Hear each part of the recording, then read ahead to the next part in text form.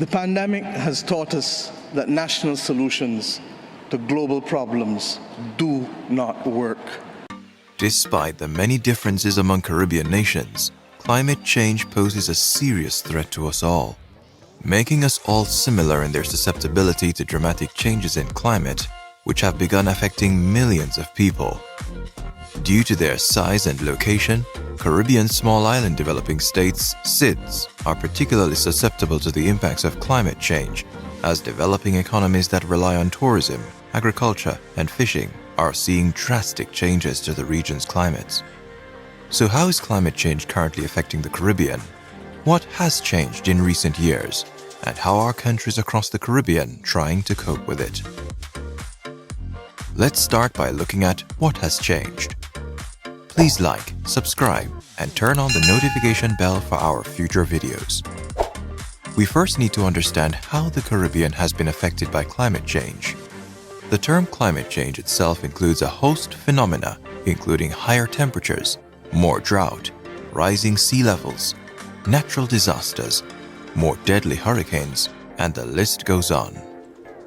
We can by no means go into all the ways the Caribbean is feeling the effects of increased greenhouse gas emissions, but we must highlight the main areas in which the Caribbean is being affected. Higher temperatures. The Intergovernmental Panel on Climate Change, IPCC, has found that average temperatures in the region have increased by 0.1 degree to 0.2 degrees Celsius per decade over the past 3 decades. That is almost a 1% increase in less than a lifetime. These higher temperatures are putting more strains on electricity grids as they face increasing demands for air conditions, causing more fires due to extremely dry foliage and increasing cases of heat strokes and dehydration. These increases in temperatures have been cited as a potential danger for declining tourism revenue as people change their travel itineraries to cooler and less hurricane-prone destinations.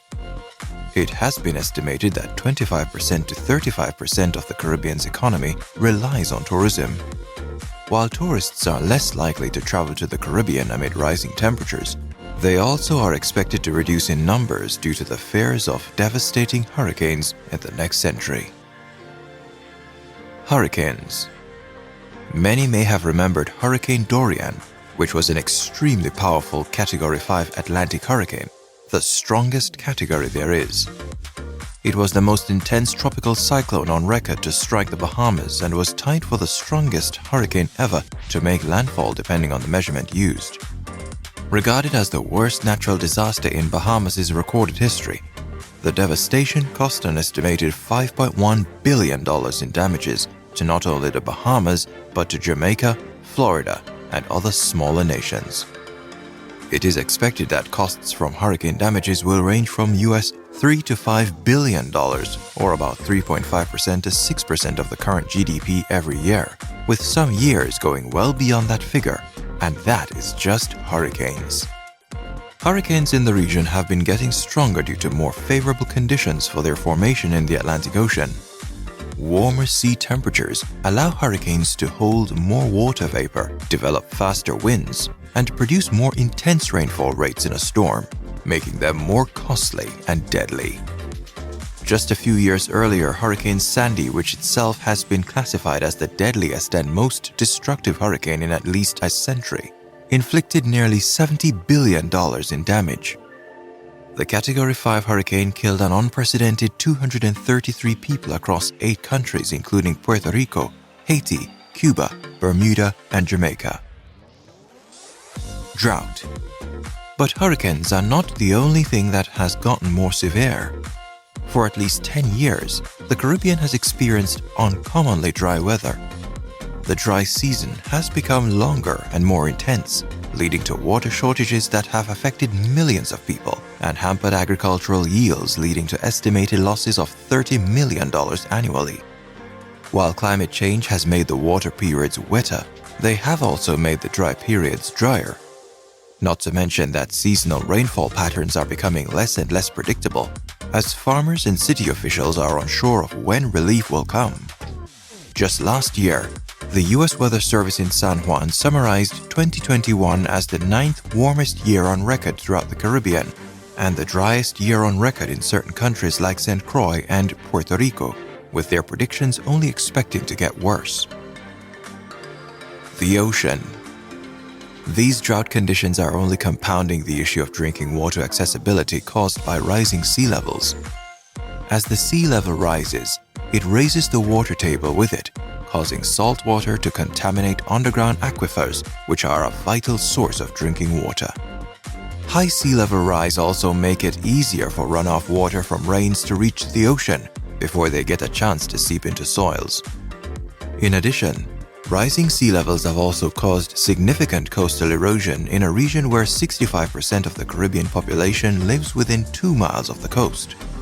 If you check on a map, almost all Caribbean capitals and major cities are directly on a coastline. This means that even small rises in sea levels can have devastating impacts on infrastructure, the economy, and a lot more. Finally, one must mention the devastating impact of sargassum seaweed, which has been a slowly growing problem that many outside the Caribbean may not have realized. Since 2011, blooms of sargassum seaweeds have been drifting into the Caribbean Sea. Fueled by warmer Atlantic Ocean temperatures, this seaweed drifts onto shores in the Caribbean and further into Latin America, where it blocks sunlight from marine animals, deoxygenates the water, and causes aesthetic damage to beaches that rely on tourism. Before sargassum, seaweed in moderation was a blessing, not a curse. But the overwhelming quantities being seen are wreaking havoc on an unprecedented scale. How is the Caribbean fighting climate change? With all these changes currently affecting this fragile region, what is the Caribbean doing to address them and make itself more resilient? In terms of addressing the threat of climate change to the Caribbean, the cost of inaction is high. Projections indicate that losses could total US $22 billion annually by 2050.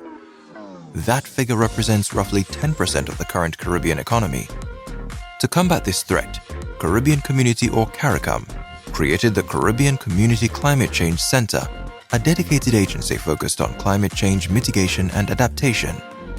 The agency has supported mainstream climate change adaptation strategies and incorporated them into the sustainable development agendas of CARICOM states, with the dual aim of switching to renewable energy sources and reducing their vulnerability to the impact of a changing climate. Reducing greenhouse gases.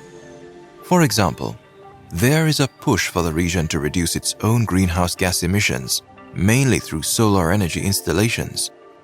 Though Caribbean nations are small contributors to global greenhouse gas (GHG) emissions, every ton of carbon counts, and the region is doing its part to reduce its reliance on fossil fuels.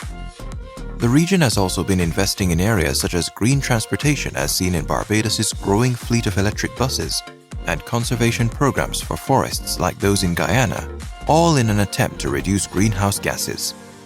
However, this will not be enough. Efforts will need to go beyond just mitigation to resilience measures. Fighting coastal erosion. Resilience measures are also being applied to the region's coastlines to combat the harshest parts of coastal erosion. The construction of seawalls, levees, and riverbank hardening has seen unprecedented funding from agencies such as the Inter-American Development Bank. Although these measures may be effective, they are often expensive and out of the reach of the smallest Caribbean states. That is why some, like Grenada and Dominica, have resorted to mangrove conservation programs. Mangroves and the swamps they create are very effective against coastal erosion, and their place in the ecosystem is having a renewed value. But in extreme cases, it is often best to relocate coastal dwellers and infrastructure further inland to kick the proverbial can down the road. Preparing for worse hurricanes. Possibly above all else, the Caribbean is attempting to prepare for the increased intensity expected from future hurricanes. As highlighted earlier, hurricane disasters are the most costly in terms of direct impact. As a result, resilient hurricane preparedness plans have been developed to shorten the response times of emergency crews when hurricanes make landfall. Additionally, stricter standards for infrastructure and buildings have gone into effect in some Caribbean countries, ensuring that new buildings are able to tolerate harsher events. And finally, people are being educated about the dangers of hurricanes and the necessary steps they should take to protect themselves and their property when inevitably the next disaster strikes.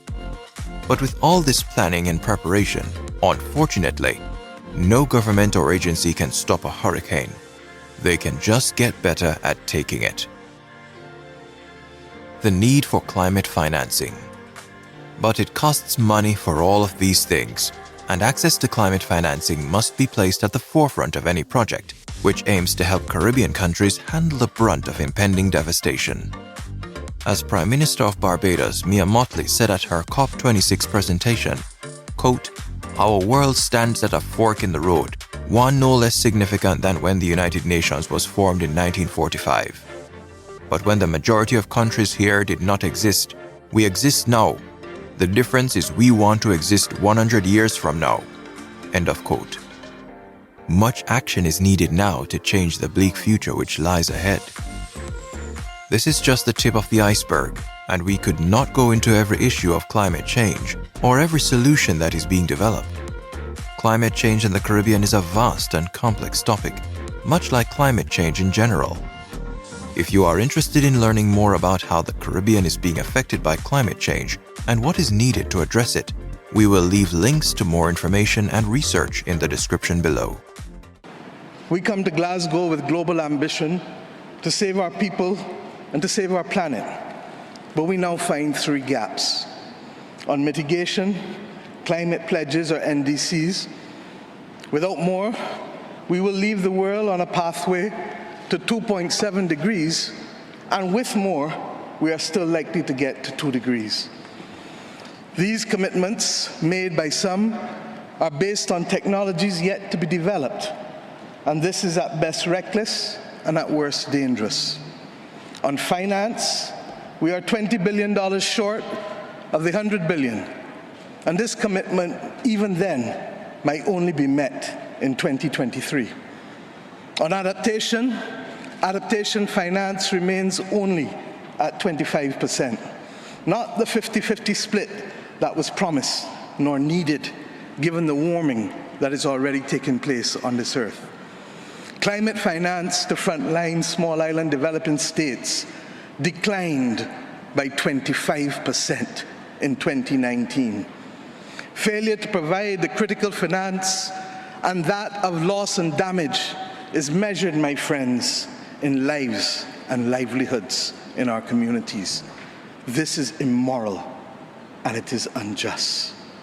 If Glasgow is to deliver on the promises of Paris, it must close these three gaps.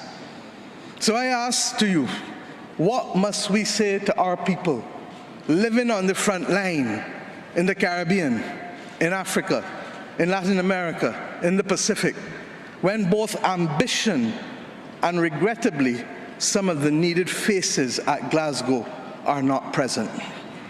What excuse should we give for the failure? In the words of that Caribbean icon, Eddie Grant, will they mourn us on the front line?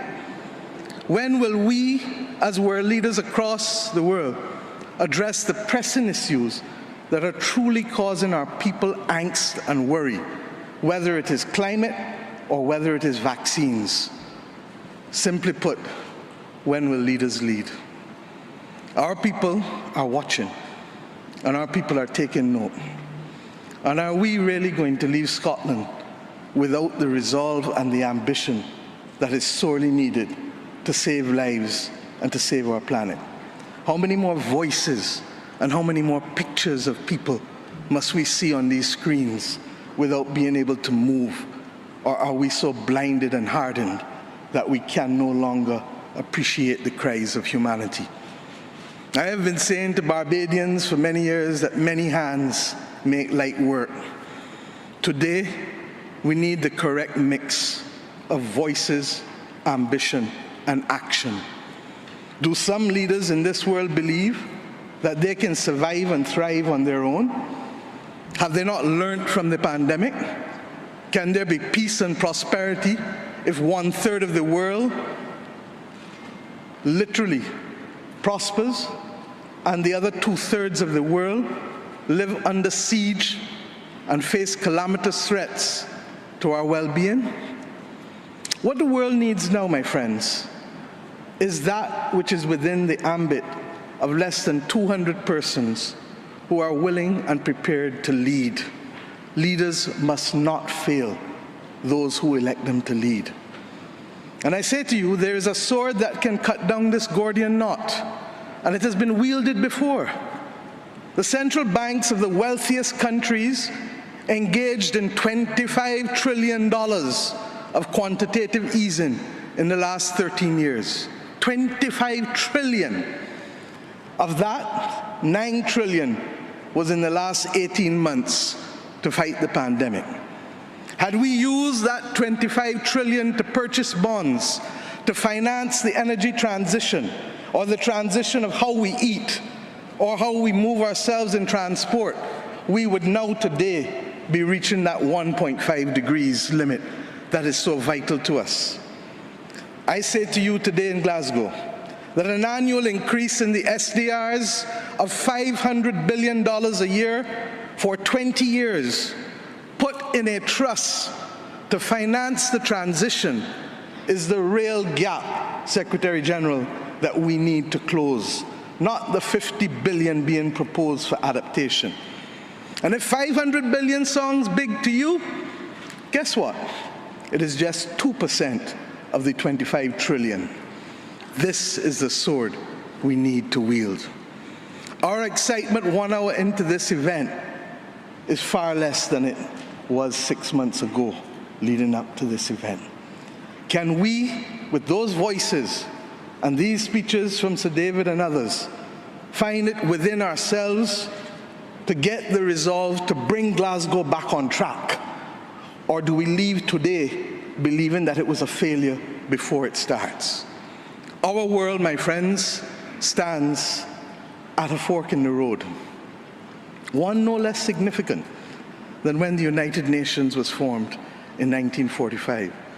But then, the majority of our countries here did not exist. We exist now. The difference is we want to exist 100 years from now. And if our existence is to mean anything, then we must act in the interests of all of our people who are dependent on us. And if we don't, we will allow the path of greed and selfishness to sow the seeds of our common destruction.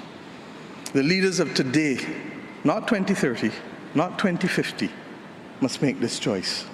It is in our hands, and our people and our planet need it more than ever.